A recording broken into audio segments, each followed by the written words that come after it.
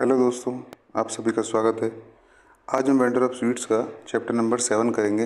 तो चलिए शुरू करते हैं।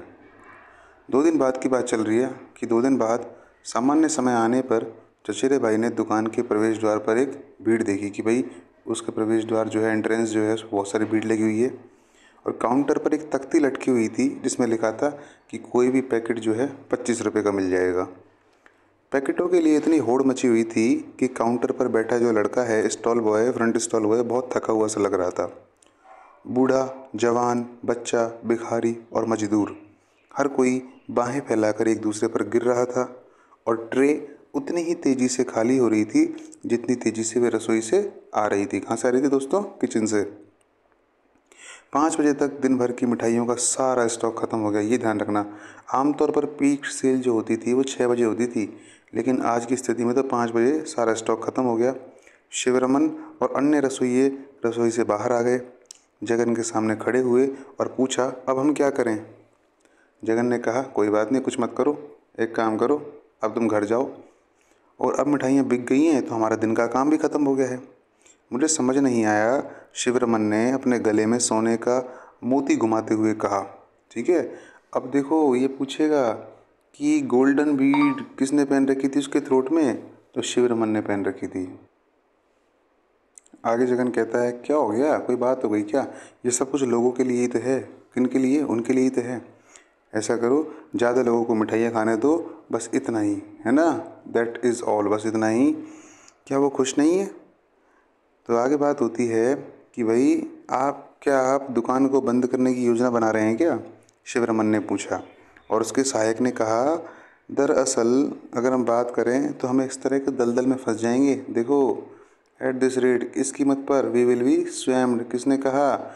अगर ये कोट आ गया सीधा, देखो अंडरलाइन कर रहा हूँ जिसको मैं, क्योंकि डबल इन्वर्टेड कोमा में लिखा हुआ है। और ये किसने कहा था? ये शिवरमन ने बात कही थी कि आप दुकान बंद करने की योजना बना रहे हैं। इस पर जगन ने कहा, इससे आपको कोई फ़र्क नहीं पड़ेगा, तो टेंशन मत ले। हम मात्रा और गुणवत्ता में किसी चीज़ में कोई कमी नहीं करेंगे।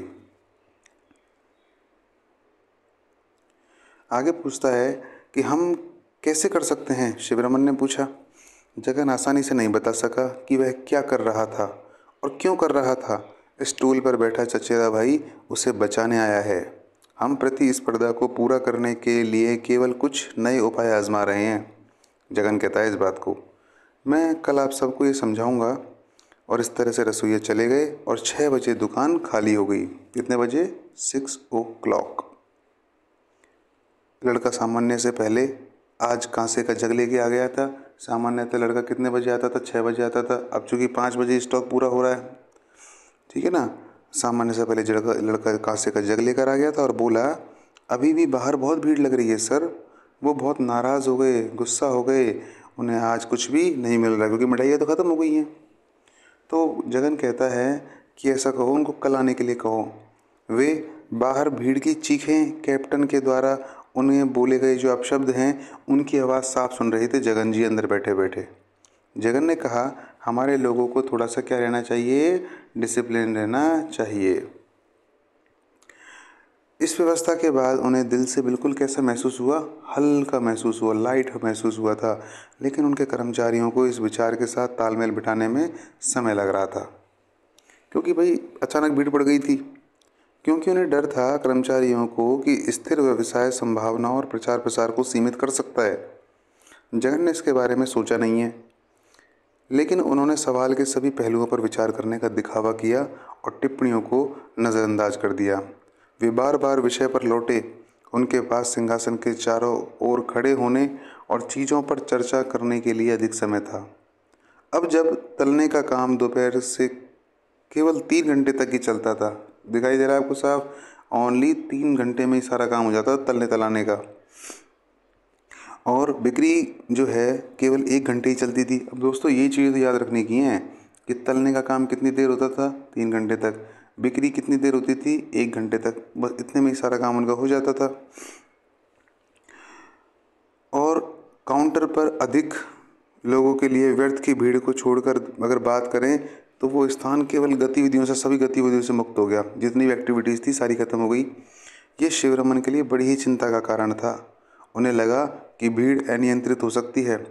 जगन ने जवाब दिया कि धैर्य बनाए रखो और देखो, हमारे लोगों को अनुशासन सीखना होगा और वे निश्चित रूप से जल्दी सीख भी जाएंगे। हमारे लोग कौन? हमारे जो खुद के लोग हैं, दुकानदार में। जैसे कैप्टन क्या करता था? अब्यूजिंग यूज़ कर रहा था कि भाई जब लोग इकट्ठा हो रहे थे, समझ नहीं रहे थे उनको। आप चिंता ना करें, इस छोटे से हॉल में सभी को अप्रासंगिक लग रहा था, लेकिन वे ऐसा कहने के लिए बहुत विनम्र थे। आगे बात आती है कि शायद हमें अपनी तैयारी करनी होगी। शिवरमन ने बड़े इत्मीनान से तंबाकू का टुकड़ा ही चबाते हुए कहा। ठीक है ना? किसने कहा? आपके शिवरमन ने ये बात कही। जगन ने पूछा बुदबुदाते हुए, हाँ, इसे आजमाने में कोई बुराई नहीं है, लेकिन किस लिए? किसने कहा? जगन ने कहा। देखो, ये कोट ध्यान रखने की बात है कि इसे no harm in trying it, इसको आजमाने में किसी भी प्रकार की कोई बुराई नहीं है। लेकिन आखिर हम क्यों आजमाएं इसको? किसके लिए आजमाएं? जगन ने पूछा। और वे केवल ममल्ड बुदबुदाए, ताकि कोई वापस लौट ना जाए। किसकी वजह से? मिठाई की कमी की वजह से। किस लिए? किस चीज़ के लिए कर रहे हो आप? जगन ने पूछा। शिवरमन और उसके 4 सहायक मिठाई निर्माण के मामले में शुद्ध तकनीशियन थे। वे अर्थशास्त्र, बाजार और राजनीति के जो सवाल हैं उन पर लड़खड़ा गए। शिवरमन को अचानक प्रेरणा मिली और उन्होंने उत्तर दिया, क्योंकि अब अधिक लोग हमारी हमारी जो चीज़ें हैं उनकी मांग कर रहे थे। और अधिक लोग हमारी चीज़ों की मांग कर रहे थे। क्यों? अब पूछेगा कि अधिक लोग चीज़ों की मांग क्यों कर रहे थे? तो देखो, क्या जगन ने अपनी क्वालिटी बढ़ा दी? क्या जगन ने मिठाई को बेचने का टाइम बढ़ा दिया? क्या जगन ने एक डब्बे के साथ एक डब्बा फ्री देना चालू किया, या फिर उसने प्राइस को रिड्यूस कर दिया? इसी तरह के स्टेटमेंट के सवाल बनते हैं दोस्तों एग्जाम में। तो उसने प्राइस को क्या कर दिया? रिड्यूस कर दिया, इसलिए उसकी सेल बढ़ गई। ओह, ये कितना शानदार है, जगन ने महसूस किया, क्योंकि उन्होंने ऐसा कहना राजनीतिक नहीं समझा। उन्होंने केवल इतना कहा, ठीक है, यह भी एक दृष्टिकोण हो सकता है, हम इस पर विचार करेंगे जब हम देखेंगे कि कम से कम 15 दिनों तक ये सब आखिर चलता कैसे है। देख लो दोस्तों, जगन ने इस सब के टाइमिंग के लिए कितने दिन निर्धारित किए हैं? 15 दिन तक जगन चेक करेगा कि वास्तव में सारी चीज़ चल कैसी रही हैं। अगर चलेगी बढ़िया तो आगे कंटिन्यू करेंगे, अदरवाइज सबको बंद कर देंगे। तो 15 दिन का जगन ने डेडलाइन ले ली। वो जानता था कि उसका स्टाफ उसे एक चतुर व्यवसायी के रूप में देखता है। हालांकि उसका निर्णय चौंकाने वाला था। निसंदेह उन्होंने सोचा कि यह कदम उठाने के लिए उसके पास कोई ठोस कारण होगा। उन्होंने इसे कुछ चालाक उद्देश्य का श्रेय दिया कि शायद जगन कुछ चालाकी का काम कर रहा है, और वो खुद को भ्रमित करने के लिए तैयार नहीं कर सकता था। जगन वो उत्सुकतापूर्वक चापलूसी और संतुष्टि महसूस कर रहा था। कैसा महसूस कर रहा था? Flattered and gratified. फ्लैटर्ड मतलब चापलूसी और ग्रेटिफाइड मतलब संतुष्ट। हालांकि आमतौर पर वह सत्य का प्रेमी था। अब पूछेगा भाई कि कौन था जगन के वो एवेंटर ऑफ स्वीट्स में ए लवर ऑफ ट्रुथ? सत्य का प्रेमी कौन था? सत्य का प्रेमी था हमारा जगन। और इस उदाहरण से उसे झूठी रोशनी में चमकने में आनंद आया। जैसे दोस्तों, जहाँ जहाँ अंडरलाइन की जा रही है थोड़ा सा उस पर ध्यान दीजिएगा। शिवरमन ने फाइनली कहा, क्या यह संभव है कि आपने शहर के सभी व्यवसायों को अपने दरवाजे तक लाने का कोई रास्ता ढूंढ लिया हो कि भाई सारे लोग आप ही के पास आएँ? उसके पास खुद को एक सार्थक मुस्कान देने की अनुमति के लिए पर्याप्त चातुर्य और घमंड था, और वे प्रसन्न हुए और अर्थपूर्ण ढंग से मुस्कुराए भी। फिर उसने उनके सामने मात्र लाभ के लिए एक बड़ा खजाना दिखाया कि देखो, ऐसे ऐसे काम करेंगे तो इतना प्रॉफिट अपन को हो जाएगा। उसने कहा, अभी आपके पास फुर्सत है और आप नहीं जानते कि इसका उपयोग कैसे किया जाए। आइए, मैं आपकी मदद कर देता हूँ। बैठिए और सीखिए कि हमारे पास आने वाली जो कीमती घंटों का समय का सबसे अच्छा उपयोग कैसे किया जाए। बता रहा है वो इस चीज़ को। ना कि बाज़ार में घूमकर मत करो उस समय का इस्तेमाल, ना ही पैसे के मामलों पर चर्चा करके करो। आप सभी बैठिए। हम क्या करेंगे? प्रतिदिन 1 घंटे भगवत गीता का मैं पाठ करूँगा, इससे हमारा समय का उपयोग होगा। तो जगन ने देखो किस चीज़ के लिए मना करी थी? उसने मना की थी कि मार्केट में मत घूमो। मार्केट में मत घूमो किसी भी तरह से। डिस्कसिंग मार्केट में किस चीज़ को डिस्कस करने के लिए बात कर रहा था जगन? मनी को, कि इस चीज़ की डिस्कस मत करो, बल्कि करना है तो किसको करो? करना है तो करो भगवत गीता को।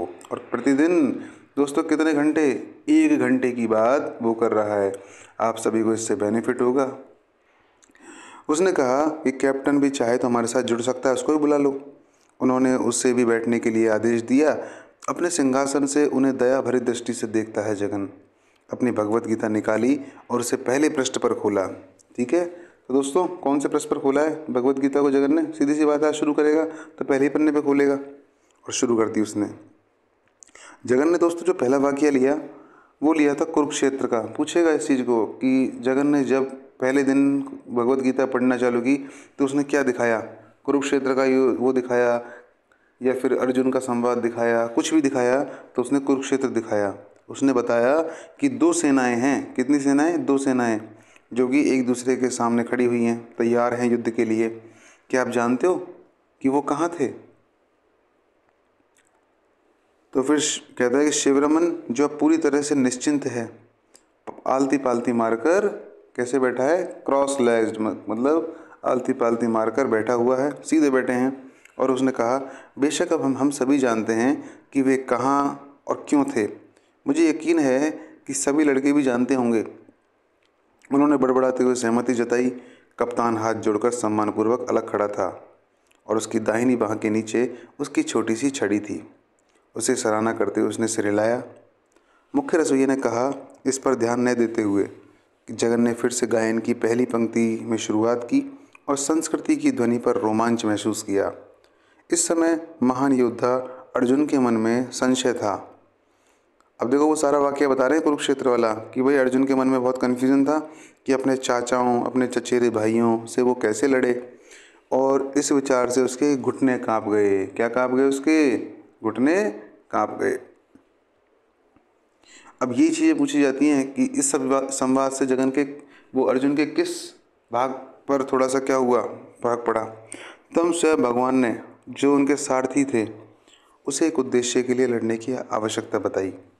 उन्होंने कहा भले ही आपको अपने भाइयों, चचेरे भाइयों या चाचाओं का, यहाँ तक कि उनके बेटों का सामना करना पड़े तो करो। उचित समय पर लड़ाई के बिना कभी भी कोई कुछ हासिल नहीं कर सकता। क्या तुम समझ गए अर्जुन? और उस पर उन सभी ने ऑल देयर हेड्स, मतलब सभी ने क्या करा, अपनी सहमति बता दी। ठीक है भाई, मैं समझ गया। हालांकि उनका दिमाग क्या कर रहा था? भटक रहा था। वॉन्डरिंग का मतलब होता है घूमना। अब दिमाग घूमने तो जाएगा नहीं बाहर सड़क पर निकल के, तो वो हालांकि उसका दिमाग भटक रहा था। वो चिंतित थे कि कहीं वो उन सभी छंद की एक पुनरावृत्ति ना कर दे वापस। आगे स्पष्टीकरण के बाद जगन ने कहा, आखिरकार इस किताब को पढ़ने से क्या फ़ायदा होगा भाई? क्यों पढ़ाना जाना चाहिए इस किताब को? तो वो कहता है यह ऐसी चीज़ है जिसे जीवन भर पढ़ा जाना चाहिए। महात्मा गांधी ने इसे हर दिन हमारे लिए पढ़ा था। क्या ऐसा इसलिए था क्योंकि वो इसे जानते नहीं थे या फिर सोचते थे कि हम नहीं जानते? सच है, सच है, सभी ने बिल्कुल एक स्वर में कहा। महात्मा जी ने ब्रिटेन के विरुद्ध अपनी लड़ाई को भी इसी श्रेणी में रखा था। ध्यान दीजिएगा दोस्तों, ये कौन सी कैटेगरी है? सेम महात्मा गांधी जी ने, ये वही कुरुक्षेत्र वाली कैटेगरी है। उन्होंने कंपेयर कर लिया उस चीज़ को। वह स्थान स्कूल के कमरे जैसा दिखने लगा। अब देखो सब बैठे हैं नीचे, जगन पढ़ा रहा है कुर्सी पर बैठ के अपने, तो ऐसा लगेगा ये स्कूल है जैसे मास्टर जी बैठे हैं।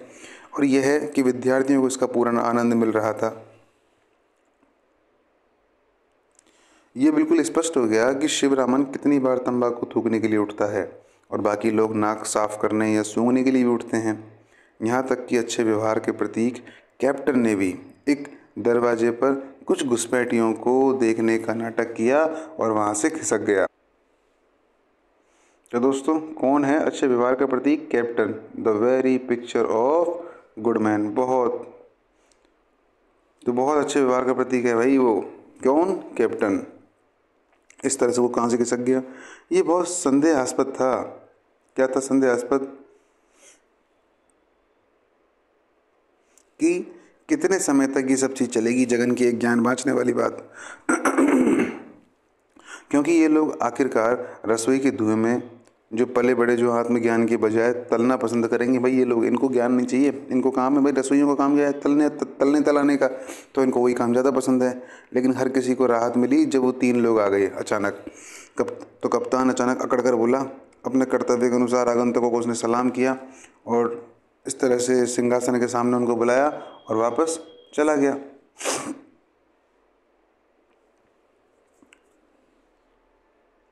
फर्श पर आराम कर रहे रसोइयों को इस समय एक अजीब दृश्य का आभास हो रहा था। जब कारोबार अपने चरम पर होना चाहिए था और रसोई आग उगल रही थी, तब जगन ने अपने आगंतुकों को पहचाना तो वह असंगत और भावुक हो गया। एक आनंद भवन का संत था वह व्यक्ति जिसने 15 वर्षों की अवधि के भीतर एक विशाल रेस्टोरेंट व्यवसाय खड़ा किया था। तो आनंद भवन के लोगों को कितना टाइम लगा था इस व्यवसाय को एस्टेब्लिश करने में?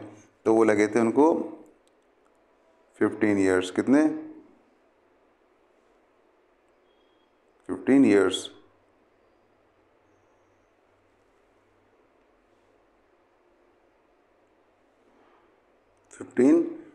उनको लगे थे सब चीज़ में। वो एक विशाल रेस्टोरेंट का बिजनेस था। हालांकि वह 1000 मील दूर एक प्रांत से आया था। दूसरा व्यक्ति जो था वो कानून अदालतों में कैंटीन चलाता था और तीसरा व्यक्ति जिसकी सफ़ेद दाढ़ी थी और वो एक अजनबी था। ध्यान रखिए दोस्तों, यहाँ पर इम्पोर्टेंट तीसरा व्यक्ति है। इसके बारे में ज़्यादा डिस्कशन करेंगे हम बाद में। शायद वो जो तीसरा व्यक्ति है वो किसी का भाई होगा। जगन ने ऐसा सोचा। क्या सम्मान है, वो दोहराता है और लगभग उन्हें गले लगा लिया। गीता के प्रति उनके श्रोता अविभाज्य रूप से बिल्कुल पिघल गए, यानी अपना ध्यान भटकाए बिना नहीं रह पाए। उन्होंने कहा, सभी आगंतुकों के लिए पर्याप्त सीटें उपलब्ध नहीं है दोस्तों, लेकिन सौभाग्य से चचेरे भाई का स्टूल आज उपलब्ध था क्योंकि वो वहाँ नहीं था। और जगन ने बड़ी झिझक के साथ इसे भारी सेट कर दिया इसको, क्योंकि क्या था, बहुत बल्कि था।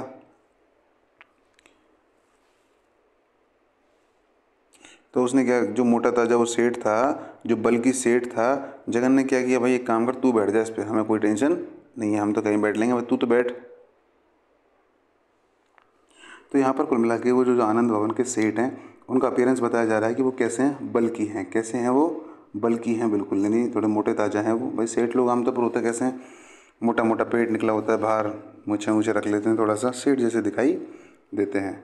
और कैप्टन ने क्या किया, कैप्टन क्या करा, पास की जो सोडा की दुकान है ना, वहाँ से एक लोहे की कुर्सी ले आया। कहाँ से? सोडा शॉप से, जो कि नेक्स्ट डोर पास में ही थी। और उसने क्या किया, जगन ने उसको क्या किया कि वो जो लॉ कोर्ट में जो बैठता था, जो कैंटीन चलाता था, उस आदमी को उसको दे दिया। और जो तीसरा व्यक्ति था जो कि शायद किसी का भाई था, उसको छोड़ दिया, भाई तू तेरी व्यवस्था खुद कर। और अपनी बातचीतों में वो चालू कर दिए। जगन अपने सिंहासन पर बैठा हुआ था। ये बहुत असंभव था उसके लिए कि भाई अब उसको कोई सीट मिले कि नहीं मिले, कोई पॉसिबिलिटी होगी कि नहीं होगी। अब तीसरे व्यक्ति को क्या कहा गया है दोस्तों? समवंश ब्रदर। पूछेगा कि जब जगन के पास आने वाले लोगों में से कौन से नंबर के व्यक्ति को समवंश ब्रदर के रूप में कंसिडर किया गया, तो थर्ड पर्सन को, जो शायद किसी का भाई था और दाढ़ी वाला व्यक्ति था। अब देखो, तो वो तो खड़ा ही रह गया, है ना। अब उन्होंने देखो पॉलिटिक्स की बात करना चालू कर दिया। अब कभी वेदर की बात, मौसम की बात करना चालू कर दिया, कभी उन्होंने मार्केट की सामान्य स्थिति की कंडीशंस के बारे में बात कर दिया। करीब आधा घंटे तक वो इस तरह की बातें करते रहे, जब तक कि वो क्या नहीं आए, मुद्दे पे नहीं आए थे, मूल मुद्दे पर। उसके बाद आनंद भवन के सेठ ने कहा, what is it that you have been trying to do. देखो ये कोट बहुत अच्छा कोट है। किसने कहा था? तो आनंद भवन के सेठ ने कहा था ये वाला कोट, कि तुम क्या करने की कोशिश कर रहे हो जगन, है ना, ड्यूरिंग द लास्ट कुछ समय से। अब वो क्या कर रहा था, पूरे मार्केट की ऐसी तैसी कर दी थी जगन ने कि भाई पूरे मार्केट में प्राइस गिरा दिए। तो सीधी सी बात है, उन लोगों से भी, उनकी मिठाइयों की दुकानों से कौन लेगा खाने पीने की चीज़ें। और इसीलिए वो सब उससे मिलने आए हैं कि भाई आखिर आप ऐसा कर क्यों रहे हैं। तो इस पर जगन ने क्या कहा, देखो, कह रहा ना कि वो भाई कितने पिछले कुछ दिनों से क्या करने की कोशिश कर रहे हो तुम। तब जो तीसरा व्यक्ति था, जो किसी का भाई था, बियर्ड मैन, उसने कहा 4 दिन। कितने दिन? 4 दिन।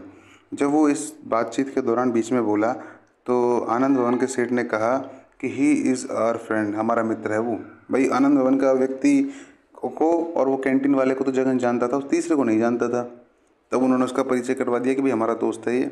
जगन ने उसकी तरफ एक स्माइल पास करी, उसको बिल्कुल एनकरेज किया। कौन था वो व्यक्ति? वो तीसरा बियर्ड मैन जो था। और बाद में वो वहीं जगन के पास ही नीचे बैठ गया था, जो प्लेटफॉर्म होता है, यानी थोड़ा दुकान पे ऊपरी हिस्सा जहाँ पर मालिक बैठा करते हैं आमतौर पर, उसके पैरों के पास ही वो बैठ गया। तब सेठ आनंद भवन के सेठ जी ने क्या कहा कि आप क्या कर रहे हैं, आप पूरे मार्केट के हिस्से से कर रहे हैं, है ना, आपने मिठाइयों की कीमतों में भारी कमी कर दी है ना, ड्रास्टिक रिडक्शन, आपने बहुत भयंकर कमी कर दी है मिठाइयों की कीमतों में। तो जगन बोलता है हाँ कर तो दिए भाई। तो वो कह रहे हैं कि क्या हम जान सकते हैं ऐसा क्यों किया आपने? जगन ने एक बहुत ही मधुर मुस्कान के साथ उत्तर दिया, ताकि अधिक से अधिक लोग मिठाई का आनंद ले सकें। बाकी लोग बहुत संकट में पड़ गए। कौन सी चीज़ अधिक लोगों को सही कीमत पर खाने से रोकती है? जगन ने अचानक स्पष्टीकरण देते हुए कहा, वो है सामान की कीमत, कि भाई सामान की कीमत ज़्यादा होगी तो लोग उसको खा नहीं पाएंगे। कैंटीन मालिक ने कहा, ये तो बिल्कुल गंदा व्यवसाय है, आप तो ऐसे कर रहे हो पूरे मार्केट की। तो जवाब में जगन ने कहा कि मैं बहुत दुखी हूँ दोस्तों, मैं विशिष्ट अतिथियों की के लिए कि भाई मेरे पास आपको देने को कुछ भी नहीं है। हमारी सभी भी ट्रे जो हैं मिठाइयों की वो भी अब खाली हो चुकी हैं, तो मैं कैसे आपका सम्मान करूं? और फिर उसने बड़ा दुख उनके प्रति प्रकट किया। तब तो ये एक अच्छा व्यवसाय है। वह वो कह रहा है ना कि भाई आपकी सारी ट्रे खाली गई हो गई हैं, तब तो बढ़िया व्यवसाय कर रहे हो आप। उस व्यक्ति ने आंखों में चमक लाते हुए कहा। जगन ने अपनी जो तीखापन है, तीक्ष्णता है, उससे संतुष्ट होकर सहमति से सिर हिलाते हुए प्रशंसा स्वीकार भी कर ली। लेकिन आपको हमारा सारा कारोबार नहीं बिगाड़ना चाहिए। क्यों बिगाड़ना चाहिए? सेठ ने कहा। मैं आज चिल्लाने वाले ग्राहकों से आपकी दुकान पर जाने के लिए कहूँगा कि भाई बशर्ते आप शुद्ध गुणवत्ता का वादा करें। देखो कितनी बड़ी बात कही थी जगन ने दोस्तों। वो कह रहा है कि जो ग्राहक मेरी दुकान पर आएंगे और नहीं मिलेगी उनको मिठाई, मैं कहूँगा कि तुम्हारे पास चले जाएं, तुम दे देना उनको मिठाई, लेकिन आपको तब भेजूँगा मैं उन आदमियों को जब आप कहेंगे कि मैं क्वालिटी बेस्ट और अच्छी प्रोवाइड कराऊँगा, अदरवाइज़ नहीं भेजूँगा। तो वो कह रहा है इसका मतलब आप ये कहना चाहते हैं कि हम शुद्ध चीज़ों का उपयोग नहीं करते? जगन बोल रहे मुझे नहीं पता, मैं तलने में सबसे शुद्ध मक्खन, सबसे अच्छा आटा और सबसे अच्छे मसालों का उपयोग करता हूँ। फिर भी आप कहते हैं कि आप और फिर भी आप कहते हैं कि आप एक 25 पैसे में एक पैकेट बेच रहे हो इतनी बढ़िया क्वालिटी का माल बेचने के बाद भी। इस चुटकुले पर बांस पड़े। उन्होंने आगे कहा कि भाई 1956 की बात बता रहे हैं वो। कब की? 1956 की बात बता रहे हैं कि 1956 में मैं खुद ऐसा करता था, लेकिन अब हम सही कीमत पर शुद्ध चीज़ें मिलती कहाँ हैं? अब देखो 1956 का जिक्र कौन कर रहा है, ये सोच लेना आप इस चीज़ को। लेकिन अब इन सब चीज़ों में चीज़ें मिलती कहाँ हैं? अगर आप चाहें तो मैं आपूर्ति प्राप्त करने में आपकी मदद कर सकता हूँ। जैसा कि भगवान कृष्ण ने गीता में कहा है, यह सब किसी के हाथ में है, आप अपना मन बना लो और अपने आप को खामोशी से उसी उद्देश्य में मिला लो। मंच पर बैठे दाढ़ी वाले व्यक्ति ने दोबारा कहा, ओहो, गीता का खजाना है आपके पास तो प्रभु, वास्तव में ज्ञान का खजाना है, मैं इसे पढ़े बिना एक पल भी नहीं बिताता। जगन बोलता है, कोई भी इसे जीवन भर पढ़ सकता है भाई।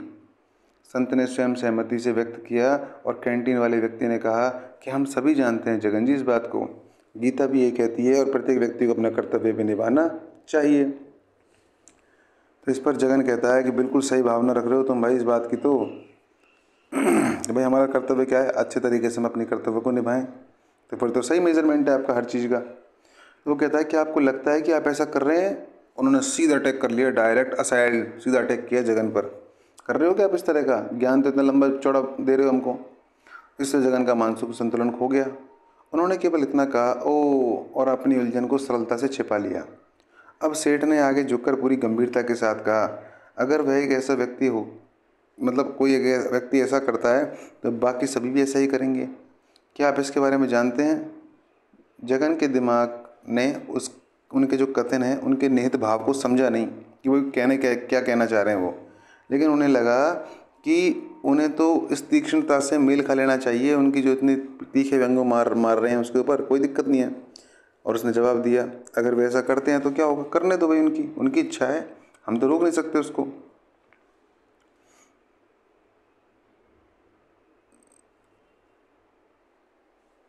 तो जगन को बड़ा आश्चर्य हुआ। वो कहता है कि wondering what there are sinister, कि भाई क्या नुकसान है इसमें, क्या पाप है इस तरह की लाइन बोलने में, है ना।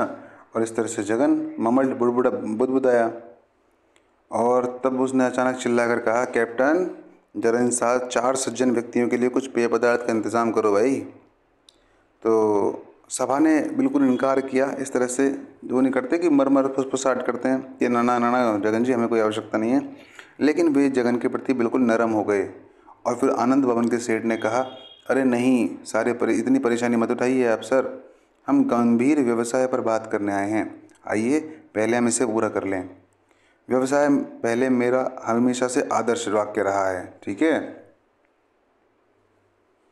तो कुल मिलाकर अब ये है स्टेटमेंट याद करने का कि business first is my motto always, कि व्यवसाय हमेशा से मेरा मोटो रहा है। किसने कहा ये बात? आनंद भवन के सेठ ने कही। Otherwise how can we get on, वरना हम कैसे प्राप्त कर सकते हैं इस सब चीज़ को, हैं। तो वो भी तो इस बात को कह रहे हैं कि भाई हमेशा से आदर्श वाक्य रहा है मेरा, तो हम भी तो इसको कैसे प्राप्त कर सकते हैं, कोई आदमी कैसे आगे बढ़ सकता है। यह सभी व्यवसायियों के आचरण का एक प्रकाश स्तंभ है, लाइट हाउस है एक तरह का, है ना, कि एकमात्र दर्शन होना चाहिए व्यक्ति का। और दाढ़ी वाले व्यक्ति ने उपनिषदों से एक अंश का उदाहरण दिया, ठीक है। अब ये चीज़ है ध्यान रखने की कि पहली बात तो किसने आपको उदाहरण दिया उपनिषदों का, किसने उदाहरण दिया? दाढ़ी वाले व्यक्ति ने, और इस संबंध में दिया था उसने। दूसरा प्रश्न इस तरह से बन सकता है कि दाढ़ी वाला जो व्यक्ति है, जो थर्ड मैन है, बियर्ड मैन है, वो अपने कोट्स ज़्यादातर कहाँ से उद्धृत किया करता था? तो उपनिषदों से, वेदों से, रामायण से, महाभारत से। तो ज़्यादातर वो उपनिषदों से अपने कोट को लिया करता था। हम सब किस बारे में बात कर रहे हैं? सेठ ने अचानक पूछा। जगन और बाकी लोगों ने कुछ नहीं कहा। सेठ जो स्पष्ट रूप से उस प्रतिनिधिमंडल का नेता था, यानी उन सब का लीडर था, उसने आगे कहा, मेरा समय कीमती है जगन, मैं इस समय में अपना मुश्किल से काउंटर छोड़कर आया हूँ और फिर भी आया हूँ, लेकिन मैं क्या ये उस व्यवसाय की गंभीरता को नहीं दर्शाता जो हमें यहाँ पर आपके पास खींच कर ले आया? कैंटीन वाले व्यक्ति ने कहा, मुझे शहर के इस हिस्से का दौरा किए हुए लगभग 1 साल हो गया। किसी को समय आखिर मिलता कहाँ है कि नहीं है? तो कितना साल हो गया दोस्तों? करीब 1 साल इसके बाद इस हिस्से में वो आया है। इस पर जगन क्या कहता है, वो बियर्ड मैन क्या कहता है कि भाई प्रत्येक व्यक्ति अपने तरीके से व्यस्त है। ये कोट भी अच्छा है कि किसने कहा था ये बात? बियर्ड मैन ने कहा था कि हर व्यक्ति खुद बिजी है अपनी खुद की ज़िंदगी में। मैं आप सभी को यहाँ देखकर बहुत खुश हूँ। हम सभी को एक बार इस तरह से मिलना चाहिए और अपनी समस्याओं पर चर्चा करनी चाहिए। जगन ने महसूस करते हुए कहा, उन्हें बहुत समय से इन सब चीज़ों से बाहर रखा गया है। इस पर वो कहते हैं कि मैं बहुत खुश हूँ कि आप इस तरह से सोचते हैं। सेठ जी ने बिल्कुल राहत महसूस करते हुए कहा, आजकल हम सभी को एक साथ और अपनी भावनाओं को व्यक्त करना सीखना चाहिए, अन्यथा हम दौड़ में पीछे रह जाएंगे, क्योंकि संगठन में ही क्या है? शक्ति है। गाड़ी वाले व्यक्ति ने कहा। उन्होंने पंचतंत्र की एक कहानी के साथ अपनी थीसिस को स्पष्ट करने का प्रयास किया। वहाँ एक समय था, उसने शुरू किया। तो कुल मिलाकर दोस्तों आपको याद रखनी है कि भाई पंचतंत्र की बात करता कौन है? थर्ड मैन करता है ना। उसने उदाहरण दिया अपनी थीसिस का। जितने भी ज्ञान बांटने वाली बात करेगा उसमें वो थर्ड मैन ही होगा। वो काफ़ी मतलब फिलोसॉफिकल आदमी है वो, जो थर्ड मैन है। और उसने शुरू किया अपना। इस प्रतिनिधिमंडल के लिए बहुत अधिक था और सेठ जी ने भी उन्हें बीच में रोक दिया। बेशक पंडित जी, हम सभी कहानी और नैतिकता को जानते हैं, जैसा कि मैं कह रहा था। और उन्होंने कहा, क्या कहा? उन्होंने ये महसूस करते हुए कहा कि सभा में बोलने का पहला अधिकार उनका है। जैसा कि मैं कह रहा था, अब उसको लगता है इस बात का सेठ को कि बोलूँगा तो पहले मैं ही बोलूँगा। जैसा कि मैं कह रहा था कि हमारे पास कई समस्याएं हैं। आज हम बिल्कुल चौंक गए हैं इन चीज़ों को देखकर और ख़ुद से पूछ भी रहे हैं कि हमें इस व्यवसाय में क्यों बने रहना चाहिए। आखिर आपने तो ऐसी कर दी पूरे व्यवसाय की, हम कैसे टिके रहें इस व्यवसाय में? तो जगन ने सबसे सरल शब्दों में सबको समझाते हुए कहा, बिल्कुल वही जो मैंने महसूस किया है, लेकिन मैं इसे कर्मचारियों की खातिर चला रहा हूँ बिजनेस को। बातचीत की इस दुकान में इन सब बातचीत में फंसने के बाद सेठ जी को आगे बढ़ने की प्रेरणा मिली कि भाई चलो कुछ तो करो यार, ये आदमी तो समझेगा तो है नहीं। वास्तव में हमारी समस्याओं का कोई जवाब नहीं है। लोग अपने काम से काम रखते हैं और सोचते हैं कि हम किसी तरह अस्तित्व में रह सकते हैं और अस्तित्व में बने रह सकते हैं। वे हमसे कैसे अस्तित्व में रहने की उम्मीद करते हैं, ये मेरी समझ में नहीं आता। कैंटीन वाले व्यक्ति ने कहा, अगर हम एक दिन के लिए भी अपना कारोबार बंद करेंगे ना, तो उनको पता चल जाएगा कि भाई मामला सेट है। ये भी अच्छा ध्यान रखना है, इस लाइन की भी बारे में आपको याद रखना है।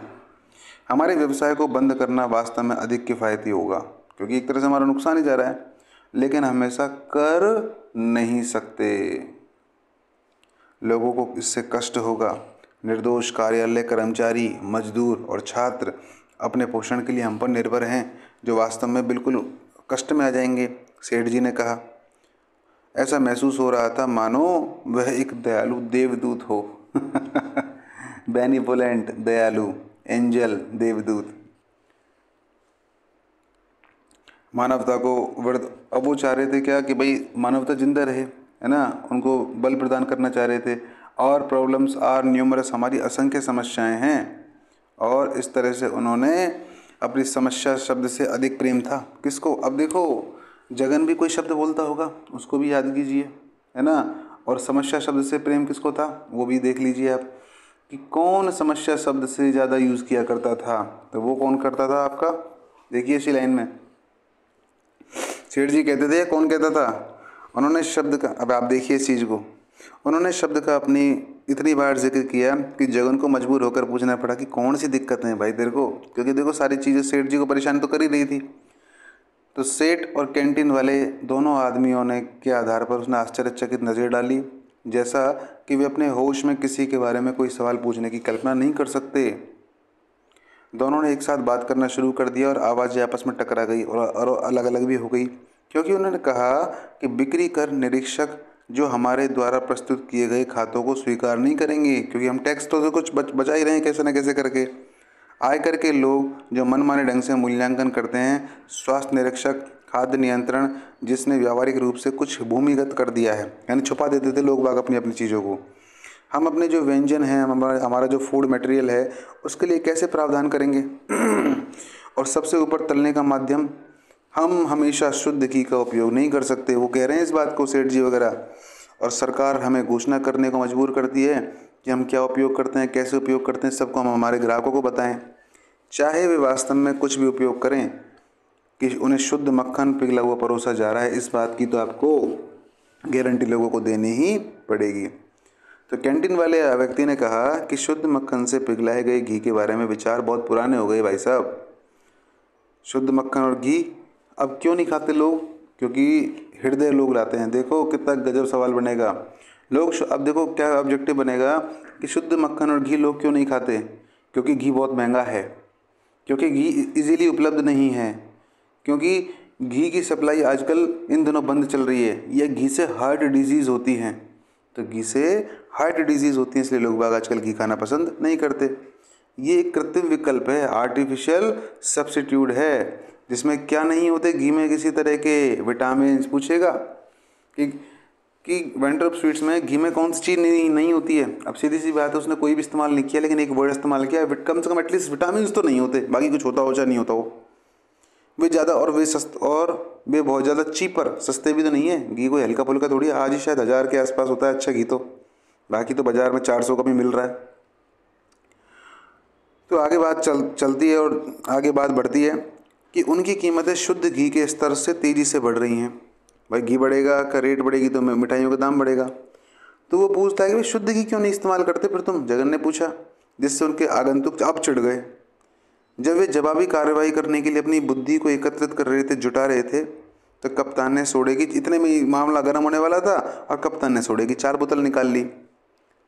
पहली बोतल को एक बड़े प्लॉप के साथ रखा और प्रतिनिधिमंडल के नेता को ऐसे शिष्टाचार से देते हुए उसने कहा, और उसने ऐसे फड़फड़ाते हुए पकड़ लिया, यार ठीक है यार, ले आया, मैं पी लेता हूँ, तू ले तो आया। और सेठ ने जो कुछ झुंझलाहट के साथ उसने कहा, मैंने तुमसे कहा था ना यार मुझे कुछ नहीं चाहिए। तो जगन ने कहा, अरे ये तो सोडा है भाई, बहुत गैस है इसमें, ले लो माल सटक जाएगा, सस्ते का माल सस्ते में पी लो। तो आपको ध्यान कितना रखना है कि से वो जो है कितनी बोतल लेकर आया था, 4 बोतल वो लेकर आया था।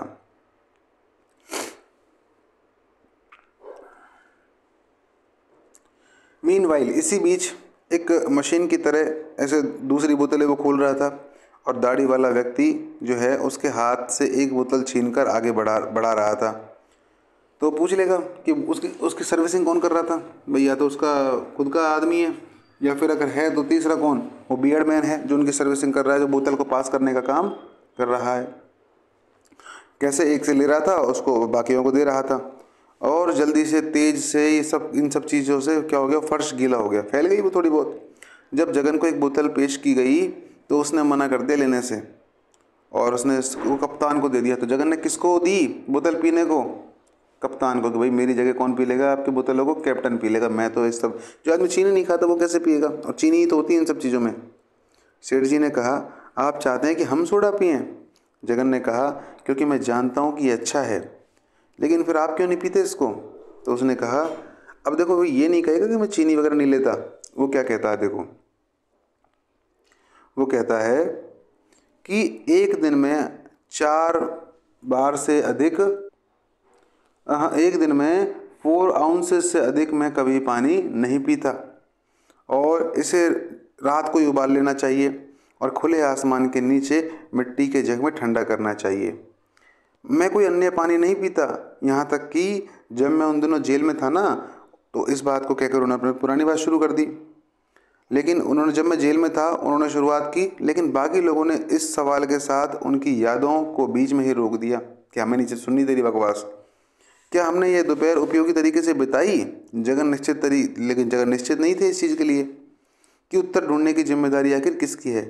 लेकिन यह याद करते हुए कि यह मेज़बान थे, गेस्ट थे, उन्होंने बेशक कहा कि हाँ यार आपका स्वागत है, आपका सम्मान है, इसमें कोई क्यों नहीं बताई, हमने बढ़िया बताई है अपने आज की दोपहर। सेठ जी ने कहा हमें खुशी है कि अब हम एक दूसरे को समझते हैं, मुझे आशा है कि हम आपके सहयोग पर भरोसा कर सकते हैं। बिना सोचे कि उनका मतलब क्या है, जगन ने उत्साहपूर्वक कहा निश्चित रूप से मैं सहयोग में पूरा विश्वास करता हूँ। और कैंटीन वाले व्यक्ति ने टिप्पणी की कि यदि ये आपकी कोई अस्थायी नीति है ना, तो आपसे सवाल करना हमारा काम नहीं है, फिर मामला अलग चलेगा।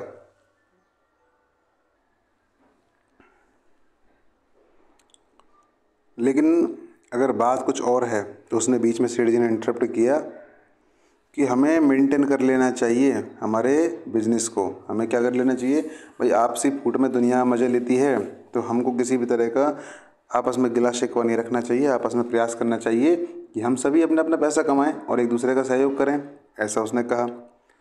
और फिर जगन ने अपने गले में कुछ अस्पष्ट आवाज़ें निकाली। कहाँ से निकाली? उसके थ्रोट से, और वे सभी चले गए। इस तरह की आवाज़।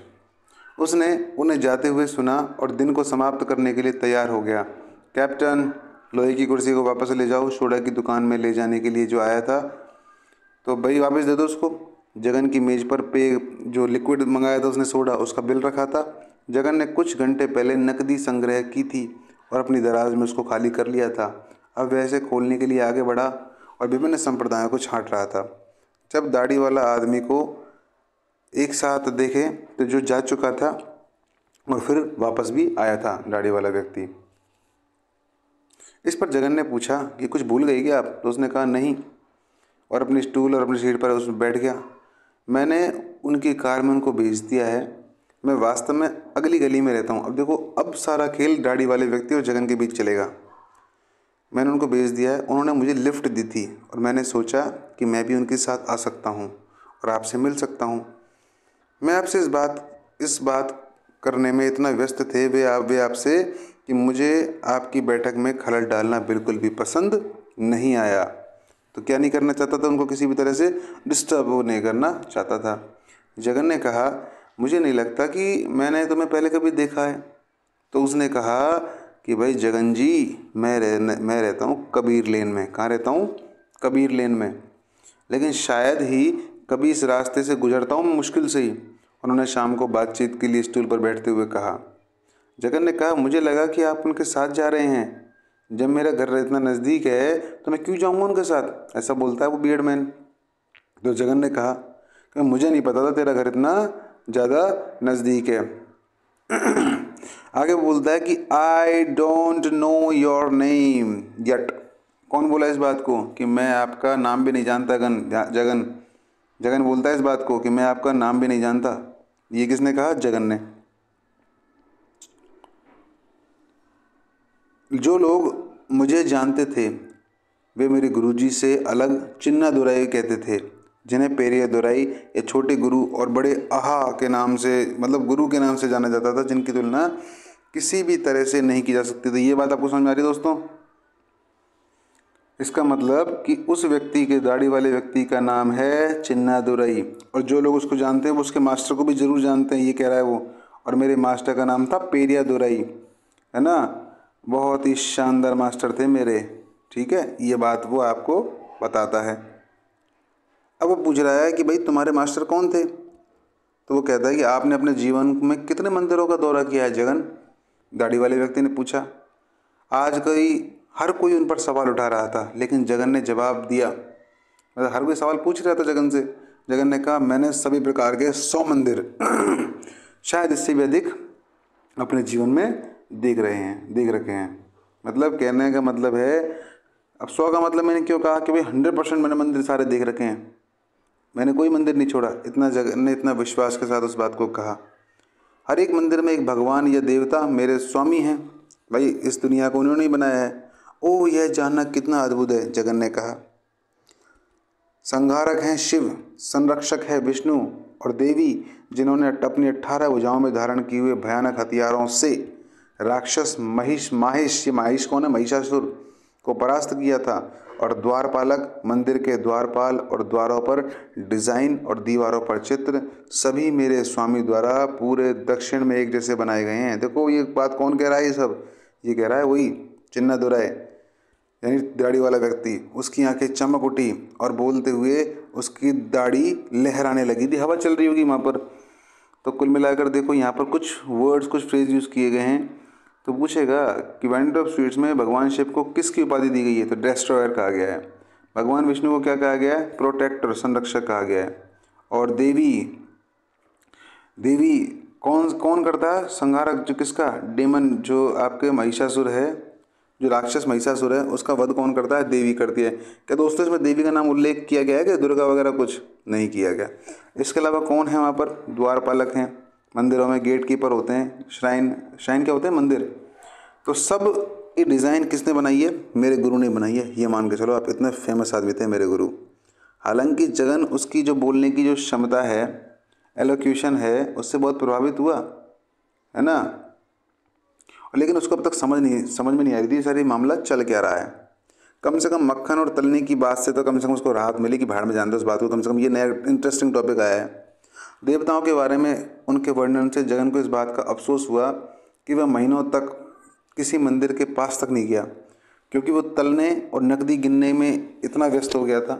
उन्होंने उत्साहपूर्वक ये घोषणा की कि बेशक मैंने ब्रह्मांड के इस हिस्से में हर मंदिर का दौरा किया है, अनगिनत बार किया है, और मैं कावेरी के दोनों किनारों पर स्थापित सभी सैकड़ों देवताओं और संतों को जानता हूँ।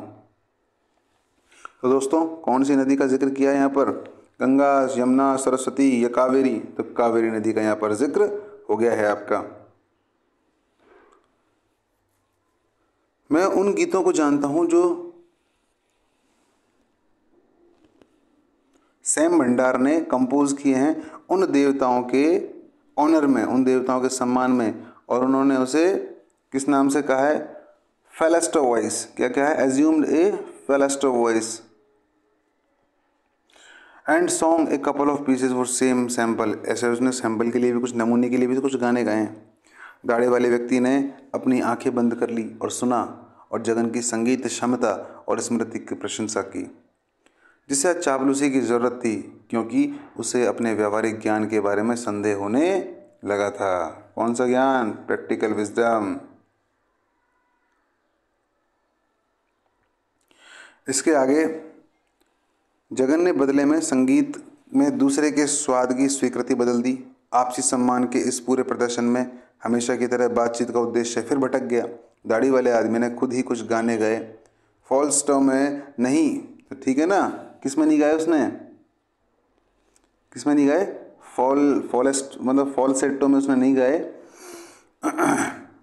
बल्कि बिना किसी रोक टोक के भरी हुई आवाज़ में उसने, और दरवाजे पर मौजूद कैप्टन ने भी सुनिश्चित करने के लिए झांका कि यार क्या मामला चल रहा है, कौन आ गया इतना गवैया हमारे यहाँ, कि इस व्यस्त समय में भी मार्केट रोड पर ट्रैफिक और भीड़ के शोर के साथ चीज़ें बिल्कुल सामान्य थी। तो उसने अंदर ही झांक कर देखा, कहाँ देखेगा कि किधर चल रहा है मामला, बाहर तो कुछ दिखाई नहीं दे रहा, तो अंदर ही झांक के देख लेता हूँ। गाने के बाद दाढ़ी वाला आदमी अपने मुख्य विषय पर लौट आया। वो कहता है कि जितने भगवान आपने मंदिरों में देखे हैं जगन, वे सब मेरे गुरु या फिर उनके शिष्यों के द्वारा बनाए गए हैं।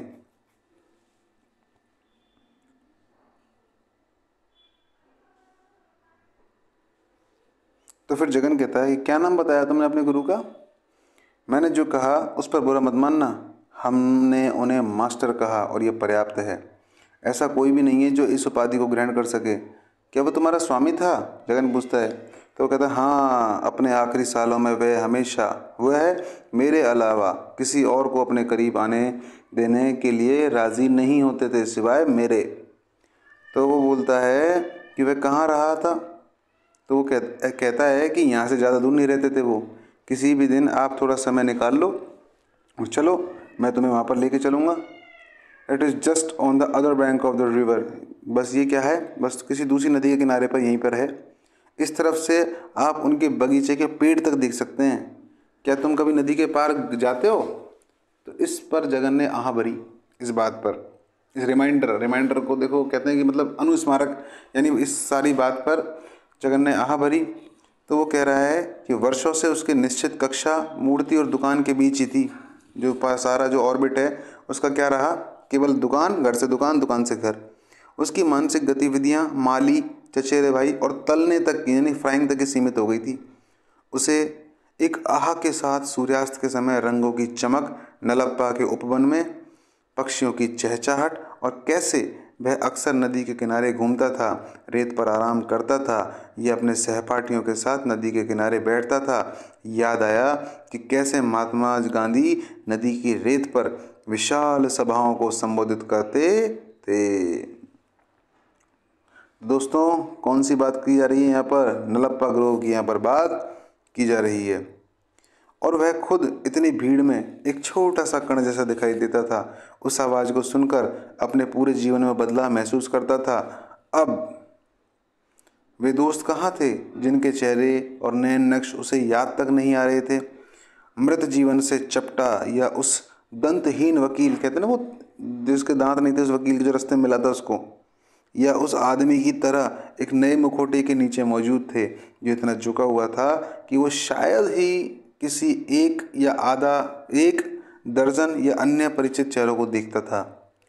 एक समय दोस्तों, स्कूल में बेंच साथी और हर दोपहर मूर्ति के आसपास खेलने और वाले साथी रोजाना एक दूसरे के पास से गुजरते थे, लेकिन करीब 20 वर्षों से मुश्किल से उसने 4 अक्षर बोल पाते थे। वो अटरिंग का मतलब तो जानते ही हैं आप, बोलना। और कितने सिलेबल? 4 सिलेबल ही मुश्किल से बोल पाए। कितने पुराने? 20 शब्दों में, 20 वर्षों। तो दाढ़ी वाली व्यक्ति ने कहा, आप बहुत ही चिंतनशील हो गए हैं। दाढ़ी वाले व्यक्ति ने आरोप लगाते हुए कहा। जगन ने कहा, गांधी मेरे गुरु थे। दाढ़ी वाले व्यक्ति ने बयान में कोई दिलचस्पी नहीं दिखाई। मतलब भाई उसके लिए तो उसी का मास्टर है जो कुछ है। शायद इसलिए क्योंकि वह मास्टर शब्द को अपने अलावा किसी अन्य दावेदार के लिए इस्तेमाल किए जाने से ईर्ष्या करता था। और जगन कह रहा था वो मेरा मास्टर है, तो उसको दिमाग खराब हो गया दाढ़ी वाले आदमी का। वो तो सोचता है मेरा ही मास्टर है, दुनिया में और कोई है ही नहीं है। व्यवसाय में वापस जाने के लिए उत्सुक होकर उसने पूछा, तुम मेरे साथ बाहर चलने के लिए डिसाइड करो ना, कब चलोगे बताओ तुम मेरे साथ? तो वो कहता है जगन कि कल चलेंगे। जगन ने तुरंत कह दिया इस बात को। फिर पूछा, लेकिन कहाँ? दोपहर 1 बजे यहाँ आ जाओ। मतलब सॉरी, कब? उसने बोला कि बस दोपहर 1 बजे यहाँ आ जाओ।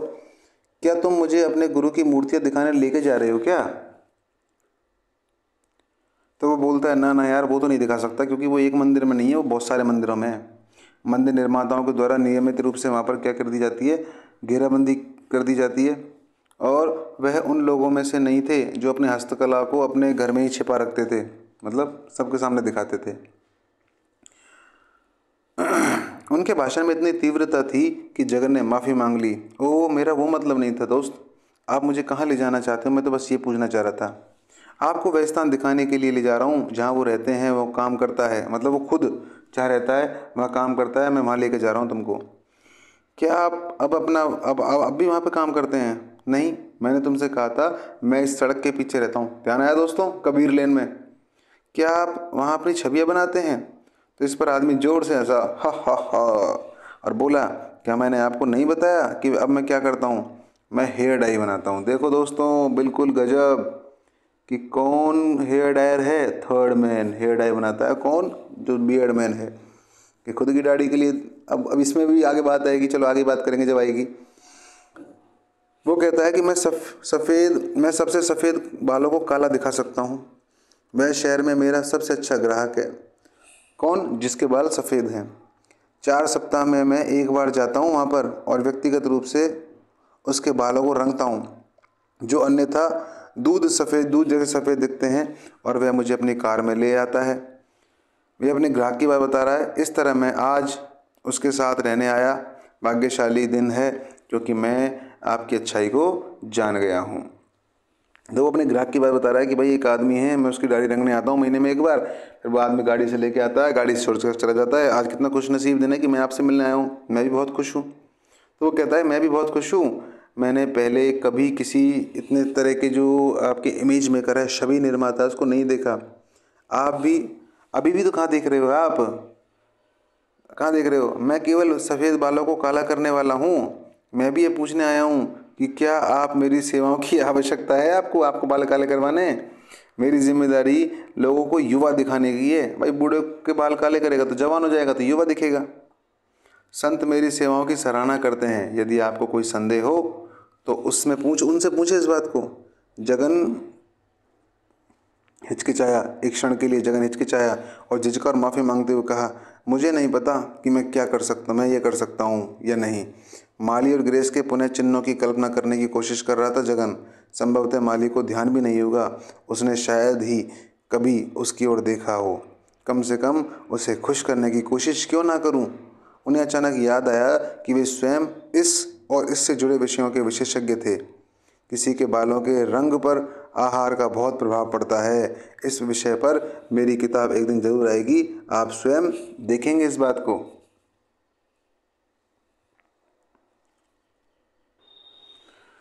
तो वह कहता है, इफ़ योर डाइट, यदि आपका आहार की जो प्रकृति है उसकी विशेषताओं के अनुसार नियंत्रित है, मतलब आप कंट्रोल्ड खाना खाते हैं, अच्छे से नियंत्रित खाना खाते हैं, तो आपको कहीं भी सफ़ेद बाल दिखेंगे ही नहीं। अच्छा खाना खाओगे तो। और आजकल सफ़ेद बाल क्यों दिखते हैं? क्योंकि खाना बेकार हो गया, पहले नहीं दिखा करते थे। That may be the reason, यही कारण हो सकता है कि भालू के बाल कभी सफ़ेद नहीं होते, क्योंकि वो कंट्रोल खाना खाता है, अच्छे से नियंत्रित खाना खाता है। दाढ़ी वाले व्यक्ति ने कहा और मजाक पर हंस गया। अब ये ध्यान रखना है आपको कि भाई किसने कही किसने नहीं कही। हालांकि जगन के लिए ये गंभीर जांच का विषय था। उन्होंने संजीदगी से कहा, किससे कहा? बिल्कुल इस तरह से सोलमली, गंभीर तरीके से उसने कहा और इंक्वायरी के मैनर में कि जब मेरी किताब आखिरकार तैयार हो जाएगी। क्या कह रहा है? कि जब मेरी किताब आखिरकार तैयार हो जाएगी तो मुझे उस बिंदु पर अवश्य विचार कर लेना चाहिए। ये कोट, आई मस्ट कंसीडर, मुझे विचार कर लेना चाहिए, दैट पॉइंट, उस बिंदु पर, when my book is finally prepared, जब मेरी बुक आखिरकार समाप्त हो जाएगी। तो दोस्तों आज के लिए आज का सेशन यहीं समाप्त करते हैं। मुझे उम्मीद है आपको शायद क्लास समझ में आ रही होगी। समय की बचत करते हुए एक वीडियो में एक चैप्टर को पूरा कंप्लीट करते हुए थोड़े से समय में ही आपका ज़्यादा काम हो जाए, इसी के लिए मेरा प्रयास है। और आज के लिए धन्यवाद। कल मिलते हैं। जय श्री राम।